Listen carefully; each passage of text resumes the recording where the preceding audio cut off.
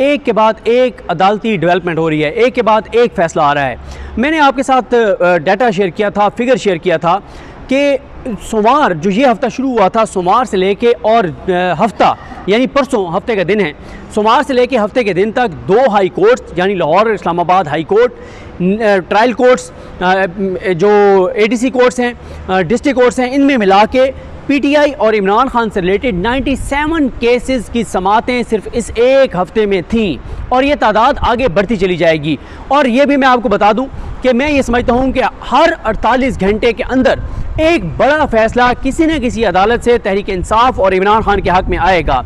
अब मसला ये है कि जब सारे बोगस केसेस बनाए गए हैं, सारे फेक केसेस बनाए गए हैं, तो मसला ये है कि फिर जब आप फेक केसेस बनाते हैं, फिर अदालतें जब इंसाफ पे मबनी फ़ैसले करती हैं, तो फिर आप गालम गलोच करते हैं, फिर आप अदालतों पे इल्ज़ामात लगाते हैं, फिर आप जजेस के ख़िलाफ़ कंपेन चलाते हैं, फिर आप जजेस की फैमिलीज़ को टारगेट करते हैं। मसला ये है कि जब आप सारे बोगस केसेस बनाएंगे तो फिर अदालतें कैसे नहीं उनको कलअदम करार देंगी। जजेस की इस वक्त बहुत से ऐसे जजेस हैं अदालतों के अंदर जो अपने हलफ पर खड़े हो गए हैं, जो अपने पांव पर खड़े हो गए हैं, जो किसी तरह के दबाव में नहीं आ रहे, जो आइन के मुताबिक, कानून के मुताबिक, अपने हलफ के मुताबिक फैसले करते चले जा रहे हैं। आज भी इसी तरह एक बड़ा फैसला है इस्लामाबाद हाई कोर्ट से। आपको पता ही है कि अब इमरान खान साहब के खिलाफ अडयाला में चीज़ें चल रही थी तो किस तरह के हालात थे, यानी 4 जजेस जाकर बैठे होते थे, 3-4 जजेस, बारियां लगी हुई होती थी, पहला जज जा रहा है, इमरान खान का केस सुन रहा है, जब वो जज थक जाता था वो आ जाता था, दूसरा जज चला जाता था। कोई एहतसाब अदालत का जज है, कोई किसी और कोर्ट का जज है, कोई इद्दत केस सुनने गया हुआ है, कोई केस सुनने गया हुआ है, कोई अलकादे सुनने गया हुआ है। 3-4 केसेस एक एक दिन में इमरान खान के चलाए जाते थे। यानी आप देखें, इमरान खान जो है वो वहाँ बैठे रहते थे, जजेस तब्दील होते रहते थे और फिर जो उन ट्रायल्स का, जो उन फैसलों का अदालतों में हशर नशर हो रहा है वो आप सब सुन भी रहे हैं, देख भी रहे हैं। हम तो कमरे अदालत में खड़े होकर देखते हैं, सुनते हैं कि उन ट्रायल्स के साथ क्या हो रहा है। आज भी एक बड़ा फैसला आया है। आज जस्टिस समन रिफत इम्तियाज साहिबा जो वाहिद खातून जज हैं इस्लामाबाद हाई कोर्ट की, उनकी अदालत से एक बड़ा फैसला आया है। मामला ये हुआ कि इलेक्शन के दिन थे, लेकिन इलेक्शन कमीशन ऑफ पाकिस्तान जो है वो इलेक्शन की तैयारियों की बजाय इलेक्शन के हवाले से जो हलफ उन्होंने उठाया हुआ है, जो आइन की उनको जिम्मेदारियां दी हुई हैं, अपनी जिम्मेदारियां निभाने के बजाय इलेक्शन कमीशन क्या कर रहा था आपको पता ही है। इलेक्शन कमीशन अडयाला के चक्कर लगा रहा था, चक्कर पे चक्कर लग रहे थे। वहाँ पे मौजूद थे इमरान खान साहब और फवाद चौधरी साहब। उन पे इलेक्शन कमीशन ने फर्द जुर्म आयद की। इलेक्शन कमीशन के मेंबरान को बड़ा शौक था कि वो जाके इमरान खान और फवाद चौधरी पर फर्द जुर्म लगाएं और फर्द जुर्म लगा के ट्रायल चलाएं और ट्रायल चला के और इमरान खान और फवाद चौधरी को तौहीन इलेक्शन कमीशन में नाअहल करार दे दें। इस हवाले से एक प्रोसीडिंग के दौरान अतर मिनल्ला साहब ने यह कहा भी था इलेक्शन कमीशन को कि आप इलेक्शन के दिनों में वहाँ जा रहे हैं, एक पार्टी को आप टारगेट कर रहे हैं और ये बात तो पूरा पाकिस्तान जानता है। लेकिन मसला ये है कि इलेक्शन कमीशन जो है उनको काजी फाइज ईसा साहब की मुकम्मल सपोर्ट हासिल थी, लेकिन अब इलेक्शन कमीशन के लिए घबराने का वक्त आन पहुंचा है। आज पहला अदालती झटका लगा है इलेक्शन कमीशन को इस्लामाबाद हाई कोर्ट से, जब इस्लामाबाद हाई कोर्ट की जस्टिस समन रिफत इम्तियाज साहिबा ने जो इलेक्शन कमीशन ने जाकर जो प्रोसीडिंग्स की अडयाला जेल में, उन तमाम प्रोसीडिंग्स को, उस पूरे ट्रायल को जस्टिस समन रिफत इम्तियाज साहिबा ने कलअदम करार दे दिया है। और ये केस लेकर आए थे फवाद चौधरी साहब की जानिब से जो फैसल चौधरी जो उनके भाई हैं वो, और जो खोखर साहब हैं जो एडिशनल अटॉर्नी जनरल रहे हैं वो, ये दो तारिक खोखर साहब, ये दो जो है वो वकील थे, ज़बरदस्त उन्होंने केस लड़ा। और आज इस्लामाबाद हाई कोर्ट ने यह कहा है कि इलेक्शन कमीशन के पास कोई ऐसा इख्तियार कानूनी तौर पर नहीं था कि इलेक्शन कमीशन के मेंबरान अडयाला जेल में जाकर या किसी भी जेल में जाकर इस तरह से फर्द जुर्म आयद करें और ट्रायल चलाएं। ये बहुत बड़ी डेवलपमेंट है। ये फैसला तो आया है फवाद चौधरी साहब के पॉइंट के ऊपर, लेकिन ये अप्लाई होगा इमरान खान साहब पर भी। और जब इमरान खान साहब एक दरख्वास्त देंगे तो ये फैसला उन पर भी, ये उनके ऊपर भी इसका इतलाक होगा। और यूँ आप कह सकते हैं कि इमरान खान साहब और फवाद चौधरी के खिलाफ इलेक्शन कमीशन ने अडयाला जेल में जाके जितनी प्रोसीडिंग की है वो सब कलअदम हो गई है, वो सब खत्म हो गई है। ये आज जुमेरात है, लेकिन इलेक्शन कमीशन के लिए आज जुमे जैसी सूरत हाल है। और ये इसलिए इंपॉर्टेंट है ये फैसला कि इलेक्शन कमीशन के हवाले से सुप्रीम कोर्ट का तफसीली फैसला आना है। सुप्रीम कोर्ट में मखसूस नशिस्तों के केस में 8 जजेस ने भी कहा कि इलेक्शन कमीशन ने सुप्रीम कोर्ट के फैसले की गलत तशरीह की। 2 जजेस जाही अफरीदी साहब ने भी कहा गलत तशरीह की, 9 हो गए।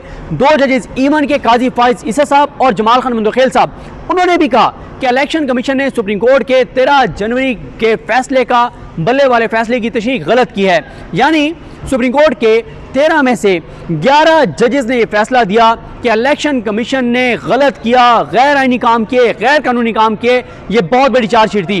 तफसीली फैसला बयान है और आप देखेंगे कि तफसीली फैसले में इलेक्शन कमीशन के हवाले से जो ऑब्जर्वेशंस आएंगी, जो कुछ लिखा जाएगा, वो चीफ इलेक्शन कमिश्नर और इलेक्शन कमीशन मेंबरान के गले पड़ जाएगा। इससे पहले तहरीक इंसाफ के रहनुमा हलीम आदिल शेख साहब इलेक्शन कमिश्नर के खिलाफ और मेंबरान के खिलाफ सुप्रीम जुडिशल काउंसिल में एक रेफरेंस दायर कर चुके हैं और एक रेफरेंस इमरान खान साहब की जानिब से भी तैयार हो रहा है। वो भी बड़ा तगड़ा रेफरेंस है। वो रेफरेंस भी सुप्रीम जुडिशल काउंसिल में दायर होगा, क्योंकि election commission, chief election commissioner हो या इलेक्शन कमीशन के मेंबरान हो, उनको हटाने का तरीकाकार वही है जो सुप्रीम कोर्ट या हाई कोर्ट के जजेस को हटाने का तरीका होता है। तो ये अब एक ऐसे टाइम के ऊपर जब इमरान खान उनके खिलाफ एक रेफरेंस दायर करने जा रहे हैं, सुप्रीम कोर्ट का फैसला आ चुका है, एक और उनके खिलाफ ये फैसला आना और इस्लामाबाद हाई कोर्ट की एक दबंग खातून जज की जानिब से ये फैसला देना कि इलेक्शन कमीशन ने वो काम किए हैं जिसका कानून और आइन ने उनको इख्तियार नहीं दिया था। तो ये बहुत बड़ी चार्जशीट है इलेक्शन कमीशन के कंडक्ट के ऊपर।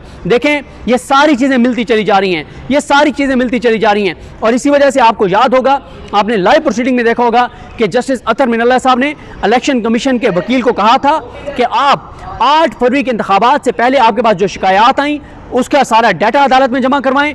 8 फरवरी के दिन आपके पास क्या शिकायत आई, 8 फरवरी के बाद आपके सामने क्या शिकायत आई, ये सारी चीज़ें दें। लेकिन फिर क्या हुआ था, इलेक्शन कमीशन के वकील ने वो जैसे जो गली में नहीं बच्चे जो है वो आपस में लड़ते हैं, तो एक जाके और कहता है कि मैं अबू को बुला लेता हूँ, अबू को जाके बता देता हूँ। तो इलेक्शन कमीशन के वकील ने काजी साहब को देखा कि सर ये अतर मिनल्ला साहब क्या कह रहे हैं, और काजी साहब ने कहा कि नहीं, इसकी ज़रूरत नहीं है। और काजी साहब ने अतर मिनल्ला साहब की इस ऑब्जर्वेशन को, इस हुक्म को वहीं बैठे बैठे एक तरह से उसको गैर मौसर कर दिया था।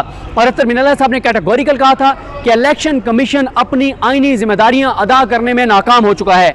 अब एक तरफ तो 8 फरवरी के इंतखाबात के हवाले से सुप्रीम कोर्ट में पिटीशन पेंडिंग है जिसमें इलेक्शन कमीशन को चार्जशीट किया गया है। इसके अलावा 6 ऐसे केसेस सुप्रीम कोर्ट में पेंडिंग हैं जिसमें इलेक्शन कमीशन के कंडक्ट पर बहुत संगीन जो है वो सवालात उठाए गए हैं। और ये भी आपको बता दूं कि जो ट्रिब्यूनल्स वाला मामला है उसमें भी आप देख लें, उसमें भी इलेक्शन कमीशन को धचका लगा है जब लाहौर हाई कोर्ट की जस्टिस आलिया नीलम ने कहा कि वही जजेस रहेंगे जो मलिक शहजाद साहब ने दिए।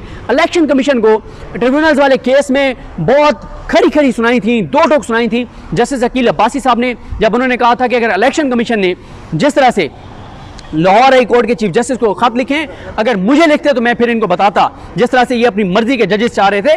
तो हर तरफ से इलेक्शन कमीशन के लिए, इलेक्शन कमीशन मेंबरान के लिए, चीफ इलेक्शन कमिश्नर के लिए घेरा तंग होता चला जा रहा है। और ये जितनी ऑब्जर्वेशन आ रही हैं, जितने फैसले आ रहे हैं, ये असरअंदाज होंगे सुप्रीम कोर्ट में, सुप्रीम जुडिशल काउंसिल में जो रेफरेंस है उसके ऊपर। और ये भी आपको बता दूं, जो तफसीली फैसला आएगा जजेस का वो बहुत अहम होगा। आज इस्लामाबाद हाई कोर्ट की एक दबंग जज, ज़बरदस्त जज, शानदार जज, बाकमाल जज जो है, उन्होंने ये फैसला दिया है, इसकी बहुत इम्प्लीकेशंस होंगी। और अब इलेक्शन कमीशन की वो आनियाँ जानियाँ जो कोशिशें थी, और देखें जो चीफ इलेक्शन कमिश्नर हैं इनके खिलाफ दामाद आला कैप्टन सफदर साहब ने भी बहुत सख्त बयान दिया है। शायद कैप्टन सफदर साहब ये बात भूल गए हैं कि जिस दिन, अब तो इमरान खान साहब मानते हैं कि